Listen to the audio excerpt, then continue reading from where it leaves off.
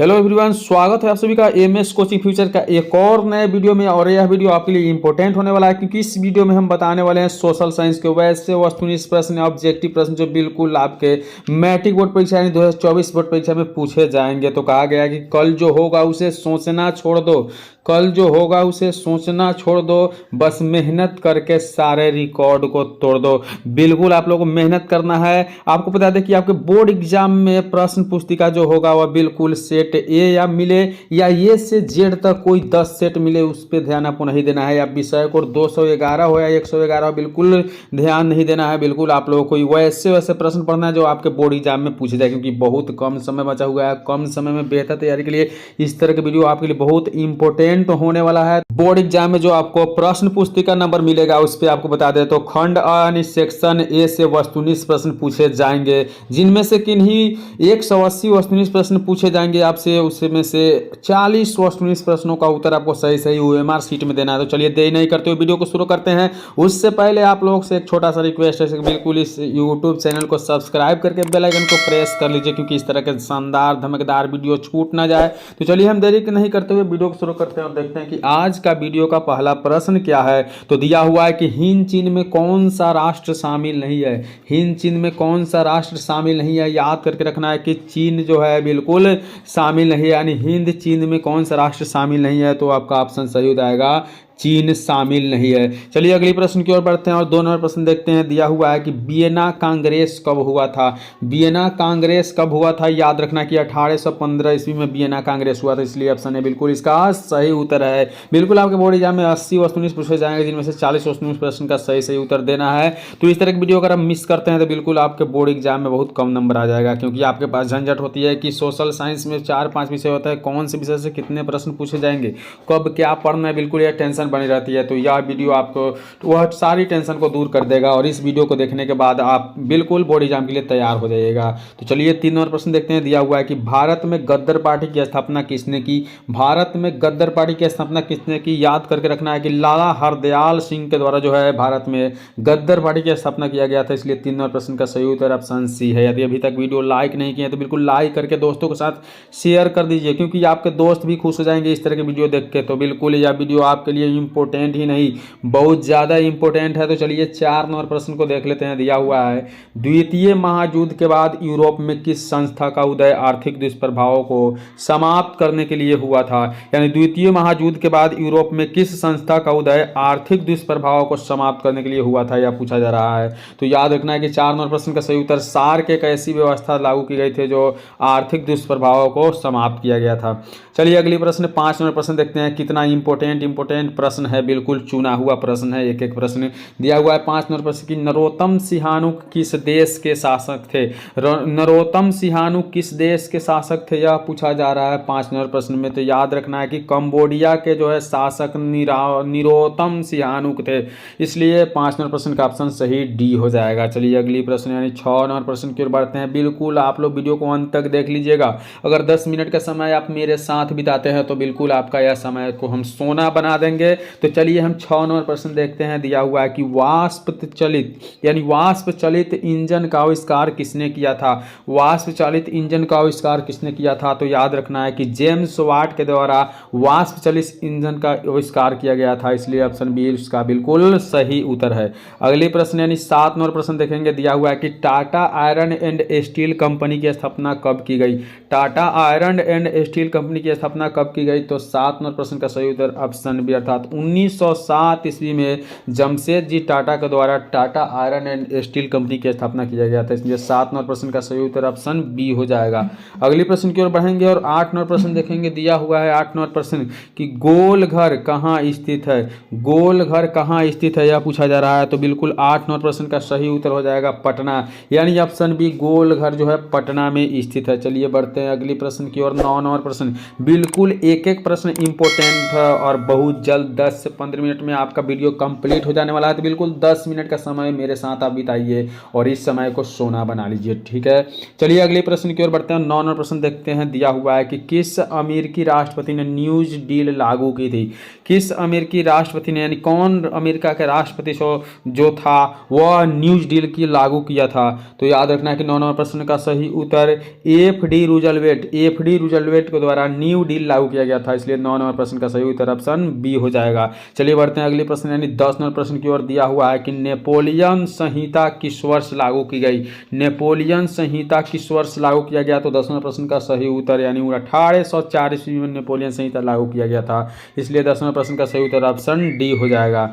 चलिए बढ़ते हैं अगले प्रश्न की ओर। 11 नंबर प्रश्न देखते हैं। बिल्कुल शानदार धमकदार प्रश्न है इस वीडियो के माध्यम से, तो बिल्कुल शुरू से अंत तक वीडियो को जरूर देख लीजिएगा। यदि अभी तक आप चैनल को सब्सक्राइब नहीं किए हैं तो देरी क्यों कर रहे हैं, बिल्कुल सब्सक्राइब कर लीजिए और वीडियो को लाइक करके दोस्तों के साथ शेयर भी कर दीजिए। चलिए 11 नंबर प्रश्न देखते हैं। दिया हुआ है कि फ्रैंकफर्ट की संधि कब हुई। फ्रैंकफर्ट की संधि कब हुई थी। तो 11 नंबर प्रश्न का सही उत्तर ऑप्शन डी अर्थात 1871 ईस्वी में फ्रैंकफर्ट की संधि हुआ था, बिल्कुल याद रखना है। चलिए अगली प्रश्न यानी 12 नंबर प्रश्न देखेंगे। 12 नंबर प्रश्न दिया हुआ है कि कार्ल मार्क्स का जन्म कहाँ हुआ था।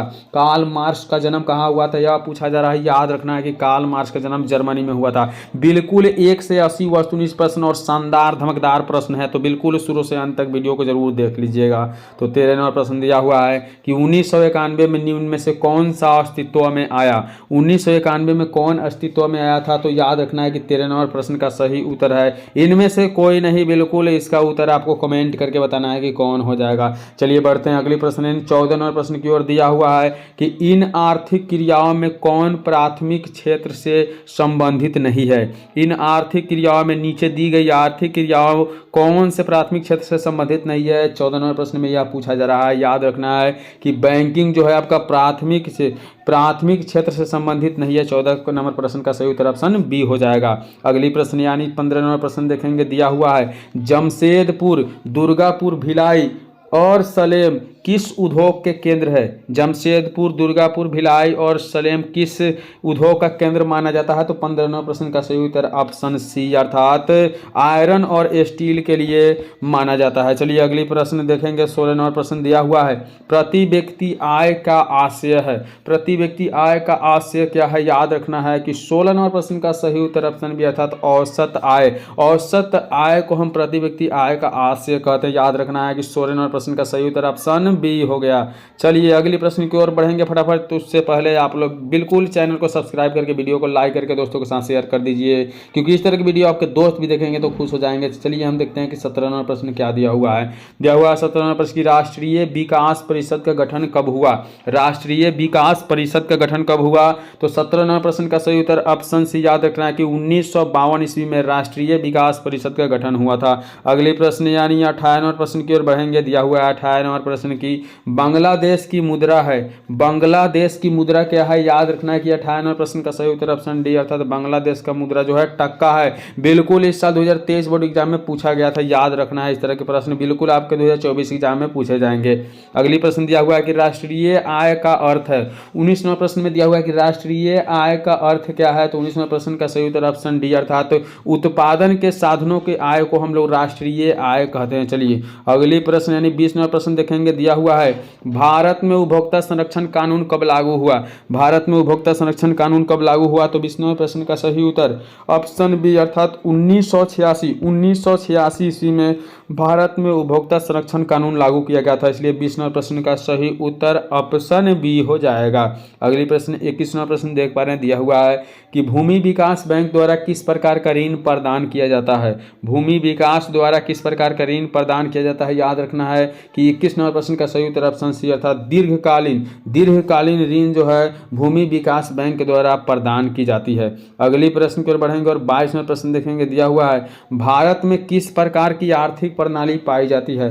भारत में किस प्रकार के आर्थिक प्रणाली पाई जाती है। तो 22 नंबर प्रश्न का सही उत्तर मिश्रित अर्थव्यवस्था प्रणाली भारत में पाई जाती है। बिल्कुल याद रखना है सी ऑप्शन बिल्कुल सही है। अगली प्रश्न यानी 23 नंबर प्रश्न देखेंगे, दिया हुआ है कि नागा अर्जुन सागर परियोजना संबंधित है।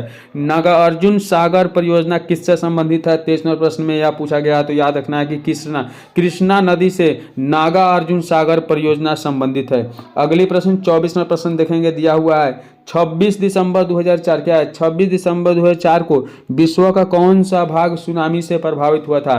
याद रखना, बिल्कुल इंपॉर्टेंट प्रश्न है। तो 24वां प्रश्न का सही उत्तर ऑप्शन डी अर्थात बंगाल की खाड़ी जो है 26 दिसंबर 2004 को विश्व का कौन सा सुनामी भूकंप था? तो वह बिल्कुल बंगाल की खाड़ी, ऑप्शन डी बिल्कुल सही उत्तर है। अगली प्रश्न 25 नंबर प्रश्न देखेंगे, दिया हुआ है कि सामान्य संचार व्यवस्था को बाधित होने का मुख्य कारण क्या है? सामान्य संचार व्यवस्था के बाधित होने का मुख्य कारण क्या है? तो 25 नंबर प्रश्न का सही उत्तर ऑप्शन ए अर्थात केबल टार का टूट जाना सामान्य संचार व्यवस्था के बाधित होने का मुख्य कारण है। बिल्कुल इंपॉर्टेंट प्रश्न है, गर्दा उड़ा दीजिएगा बोर्ड एग्जाम में, बिल्कुल शुरू से अंत तक जरूर देख लीजिए इस वीडियो को। 26 नंबर प्रश्न दिया हुआ है कि बाढ़ क्षति पहुंचाती है। याद रखना है कि बाढ़ क्षति इनमें से सभी को पहुंचाती है, जैसे फसलों को, पशुओं को, भवनों को, इन सभी को जो है बाढ़ क्षति पहुंचाती है। तो अगली प्रश्न की ओर बढ़ेंगे और 27 नंबर प्रश्न देखेंगे, दिया हुआ है स्वर्णिम चतुर्भुज संबंधित है। स्वर्णिम चतुर्भुज किससे संबंधित है? याद रखना है कि 27 नंबर प्रश्न का सही उत्तर ऑप्शन बी अर्थात सड़क मार्ग से स्वर्णिम चतुर्भुज संबंधित है, इसलिए 27 का ऑप्शन बी बिल्कुल सही उत्तर है। अगली प्रश्न 28 नंबर प्रश्न देखेंगे, दिया हुआ है बाढ़ के समय लोगों को जाना चाहिए। बाढ़ के समय लोगों को कैसे जगह पर जाना चाहिए? याद रखना है कि ऊंची भूमि पर यानी ऊंचे जगह पे बाढ़ के समय लोगों को जाना चाहिए, ऑप्शन सी बिल्कुल इसका सही उत्तर है। अगली प्रश्न की ओर बढ़ेंगे और 29 नंबर प्रश्न देखेंगे, दिया हुआ है निम्न में से कौन क्षेत्रीय राजनीतिक दल है? निम्न में से कौन क्षेत्रीय राजनीतिक दल है? तो 29 नंबर प्रश्न का सही उत्तर ऑप्शन सी अर्थात जनता दल यूनाइटेड जो है क्षेत्रीय राजनीतिक दल है। अगली प्रश्न यानी 30 नंबर प्रश्न देखेंगे, दिया हुआ है कि पंचायत के चुनाव कौन करवाता है? पंचायत के चुनाव कौन करवाता है? याद रखना है कि 30 नंबर प्रश्न का सही उत्तर ऑप्शन सी अर्थात राज्य चुनाव आयोग के द्वारा पंचायत का चुनाव करवाया जाता है। अगली प्रश्न की ओर बढ़ेंगे और देखेंगे 31 नंबर प्रश्न क्या है? दिया हुआ है कि भारत के किस राज्य में पंचायती राज की शुरुआत हुई? भारत की वह कौन सी राज्य थी जहां पंचायती राज की शुरुआत हुआ था?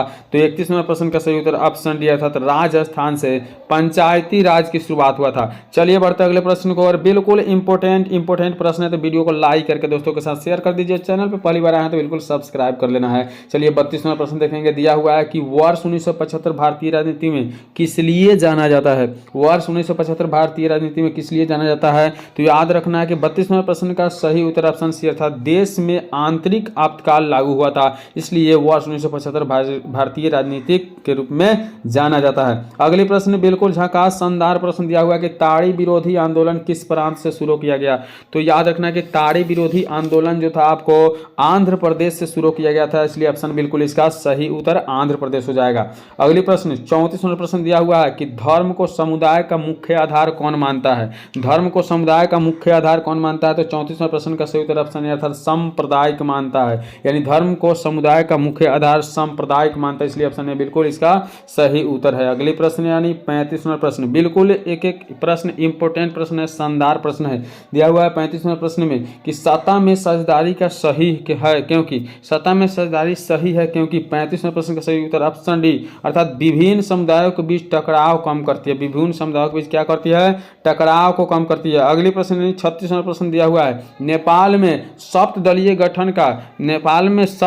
गठबंधन का मुख्य उद्देश्य क्या था? तो याद रखना है कि 36 नंबर प्रश्न का सही उत्तर ऑप्शन सी भारत नेपाल के बीच संबंधों को बेहतर बनाना। बिल्कुल भारत में सप्तदलीय गठबंधन का मुख्य उद्देश्य था भारत नेपाल के बीच संबंधों का बेहतर बनाना चाहिए। अगली प्रश्न यानी 37 नंबर प्रश्न आप लोग देख पा रहे हैं, दिया हुआ है कि भारत के इन राज्यों में कौन कोयले का सबसे बड़ा उत्पादक है? भारत के इन राज्यों में कौन कोयले का सबसे बड़ा उत्पादक है? तो 37 नंबर प्रश्न का सही उत्तर याद रखना है ऑप्शन बी अर्थात झारखंड बिल्कुल कोयले का उत्पादन में सबसे आगे है। अगली प्रश्न यानी 38 नंबर प्रश्न देखेंगे, दिया हुआ है कि सौर ऊर्जा के उत्पादन के लिए सर्वाधिक राज्य है। सौर ऊर्जा के उत्पादन के लिए सर्वाधिक उपयुक्त राज्य कौन सा है? याद रखना है कि राजस्थान इसकी बिल्कुल सही उत्तर यानी 38 नंबर प्रश्न का सही उत्तर ऑप्शन सी हो जाएगा। अगली प्रश्न यानी 39 नंबर प्रश्न की ओर बढ़ेंगे, दिया हुआ है कि बिहार को पहली नदी घाटी परियोजना कौन है? बिहार को पहली नदी घाटी परियोजना कौन है? तो याद रखना है कि 39वें प्रश्न का सही उत्तर ऑप्शन बी यानी कोसी नदी घाटी परियोजना बिहार का पहली नदी घाटी परियोजना है।